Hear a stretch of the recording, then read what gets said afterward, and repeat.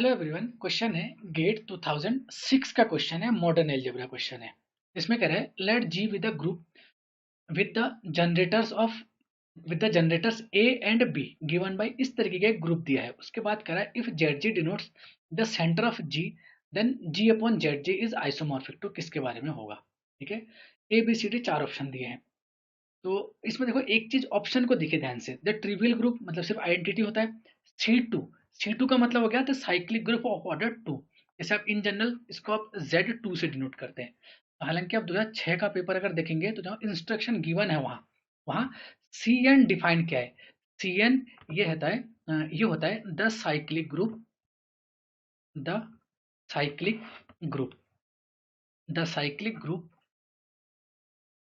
Of order n।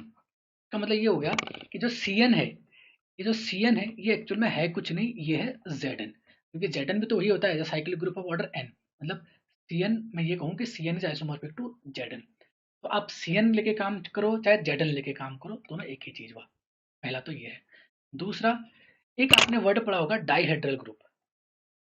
Dihedral group, dihedral group को denote करते हैं जनरल कैपिटल डी एन से, और ये होता है आपका x raise to power i y raise to power j such that x square is equal to identity. मतलब x का जो ऑर्डर है वो 2 है, ठीक है, और y का ऑर्डर जो है वो है n। y raise to power n is equal to identity. ठीक है, एक कंडीशन और होती है, ये होती है X Y is equal to Y inverse x। और साथ में जो आपका i और j है ये होता है i इज इक्वल टू 0,1। ठीक है, j is equal to 0 1 2 up to n minus 1। ये होता है डाइहेड्रल ग्रुप। ठीक है, और डी एन, इसकी जो कार्डिनलिटी होती है वो होता है 2n। 2n मतलब जे जो आपका y raised to power n is equal to e है, ये वाला n डिसाइड करता है कि डाइहेड्रल ग्रुप का ऑर्डर कितना है। अगर इसको मैं ओपन करके लिखूं तो देखो i इज इक्वल टू 0 और 1, तो i इज इक्वल टू सबसे पहले 0 रख दो और j को वेरी करा दो। तो i इज इक्वल टू 0 का मतलब किसी की पावर 0 रखो, वो किसके बराबर होता है, ग्रुप में आइडेंटिटी के बराबर होता है, ये ध्यान रखिएगा। तो आइडेंटिटी को किसी भी क्या कहते हैं एलिमेंट के साथ मल्टीप्लाई कर तो वही होता है। तो इसको मैं ऐसे लिखूं y raise to power j। ठीक है, एक तो ये मिला, कॉमा। दूसरा i इज इक्वल टू 1 रखो तो मिलेगा x into Y raise to power j, और साथ में j is equal to 0 1 2 up to n minus 1। अगर मैं पूरा ओपन करके लिखूं तो ये मिलता है आपको j इज इक्वल टू रखो 0 1 2 3 अप टू n, तो मिलेगा j इज इक्वल टू 0, तो किसी की पावर 0 हो गया आइडेंटिटी, तो हो गया e। दूसरा 1 रखेंगे तो y। तीसरा Y square up to Y raise to power n minus 1। एक तो ये मिल गया। अब दोबारा यहाँ पे फिर रखेंगे तो आएगा x, क्योंकि ये मिलेगा x into Y raise to power 0।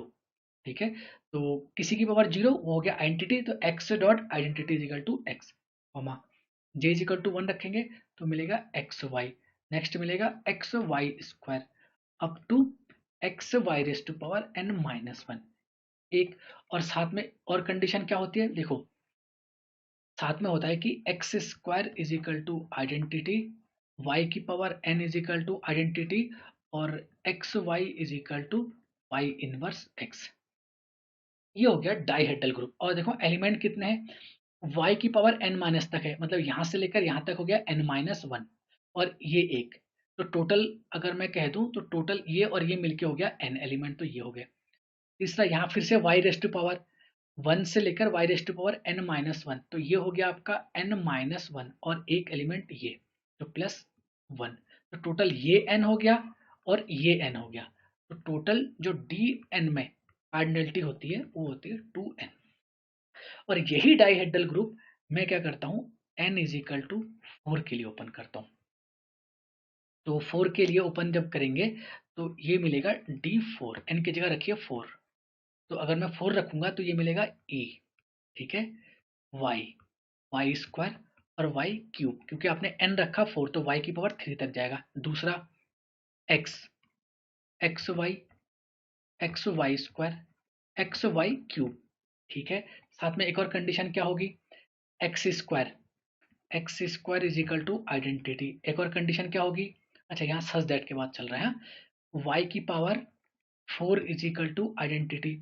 एक और x Y is equal to Y inverse x.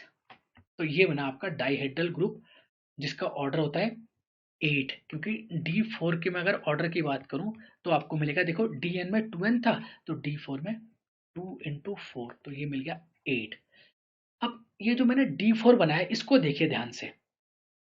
अच्छा, इसको दूसरे तरीके से भी लिखते हैं, हाँ, कुछ लोग कुछ ऐसे भी लिखते हैं कि जनरेट किससे हो रहा है, एक एलिमेंट है y, एक एलिमेंट है x, तो इसको मैं y comma x such that x square is equal to e, और y की power 4 is equal to e, और साथ में x Y is equal to Y inverse x। इस डाइहेड्रल ग्रुप को ऐसे भी डिनोट करते हैं, दोनों सेम तरीका है, ये भी D4 है, ये भी D4 है। अब इसको देखिए ध्यान से, और जो क्वेश्चन में दिया है इसको देखिए ध्यान से। देखिए ए की पावर 4 इज इक्वल टू 1, 1 मतलब है आइडेंटिटी से, हाँ, यहाँ मैंने ई से डिनोट किया, इन्होंने 1 से डिनोट किया, ठीक है, 1 का मतलब आइडेंटिटी हो गया। और B square is equal to 1, 1 मतलब आइडेंटिटी, तो मैं ए को किससे रिप्लेस करूं, देखो वाई की पावर 4 इज इक्वल टू ई, मतलब वाई को रिप्लेस करो आप ए से, एक्स को रिप्लेस करो आप बी से, तो आपका जो नया बना वो बना a comma b such that b square is equal to identity, a की power 4 is equal to identity. Identity उन्होंने 1 से डिनोट किया, मैंने ई से डिनोट किया, बस और कुछ नहीं है, हाँ, कंफ्यूज मत होइएगा। B into a is equal to a inverse b. इसका मतलब जो D4 है, ये जो दिया है ना एक्चुअल में, ये जी और कुछ नहीं है, ये D4, और D4 की कार्डिनलिटी होती है 8, क्योंकि 2 इंटू एन होता है, एन का काम कर रहा है यहाँ 4, ये बन गया, ये हो गया। आपका जी समझ में आ गया होगा, जी आपको मिल गया। अब बात करते हैं जेड जी के बारे में। देखो डाइहेड्रल ग्रुप कोई भी, अगर मैं डी एन की बात करता हूँ, ठीक है, तो डी एन के जेड जी में सेंटर में दो ही एलिमेंट आएंगे, या तो 1 आएगा या तो 2 आएगा, ठीक है। और जेड डी एन की बात हो रही है एक्चुअल में, ठीक है। 1 तब आएगा जब एन इज ऑड, ठीक, और 2 तब आता है जब एन इज इवन। और यहाँ देखो, यहाँ D4 की बात हो रही है, क्योंकि इन्होंने D4 लिखा है ना, ये इसका मतलब n हो गया आपका इवन। अगर n इवन है तो ZG में आ गया 2 एलिमेंट, तो और ये एक्चुअल में ZG का ऑर्डर होता है, ये ZG का ऑर्डर का फॉर्मूला होता है, हाँ। तो Z ऑफ D4 में नंबर ऑफ एलिमेंट आ गया आपके 2, नंबर ऑफ एलिमेंट आ गया 2, और बात हो रही है G अपॉन ZG। तो सबसे पहला काम करते हैं, G अपॉन ZG के ऑर्डर की बात कर लेते हैं। G अपॉन ZG का ऑर्डर कितना आएगा, G का ऑर्डर है 8 और ZG का ऑर्डर है 2, क्योंकि ये जो एक्चुअल में फॉर्मूला है इसको आप ऐसे भी लिख सकते हो, order of G upon order of ZG, ऐसे भी लिख सकते हैं। तो इसका ऑर्डर आ गया 4। और आपने एक थ्योरम पढ़े होंगे, most important theorem, modern algebra के कई क्वेश्चन सॉल्व करता है, कि G upon ZG is cyclic, if and only if G is abelian, तो देखो G अपॉन ZG का ऑर्डर आ गया 4, तो G अपॉन ZG का ऑर्डर का 4 है, तो G अपॉन ZG का ऑर्डर आ गया 4, और 4 को आप क्या लिख सकते हो, 2 इंटू 2, देखो 2 भी प्राइम और ये 2 भी प्राइम, तो ये या तो Z4 के आइसोमॉर्फिक होगा, और ये होगा Z2 क्रॉस Z2, क्योंकि कोई भी ग्रुप जिसका ऑर्डर P क्रॉस P का हो, ध्यान रखिएगा, कोई भी ग्रुप जिसका ऑर्डर P क्रॉस P का हो, इसका मतलब ये होता है कि आपका जो G है या तो ये आइसोमॉर्फिक होगा ZP स्क्वायर के, और ZP क्रॉस ZP के आइसोमॉर्फिक होगा।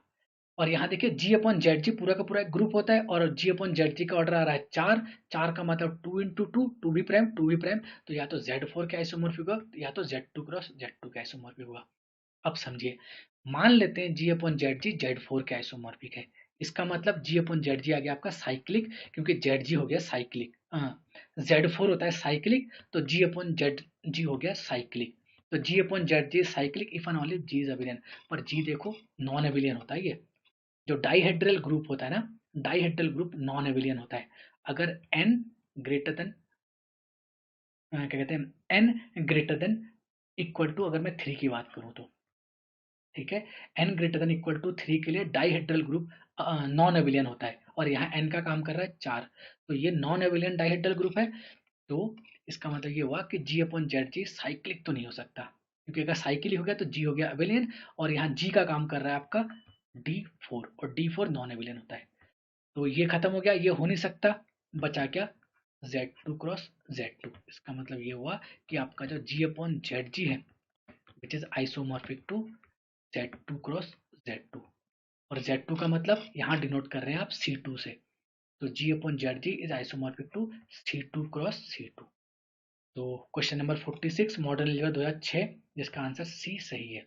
द ट्रिवियल ग्रुप ये भी नहीं है, सिर्फ C2 नहीं है, सिर्फ C4 नहीं है। ठीक है, तो वीडियो पसंद आए तो लाइक शेयर सब्सक्राइब करना बिल्कुल मत भूलिएगा। वीडियो को देखने के लिए बहुत बहुत धन्यवाद।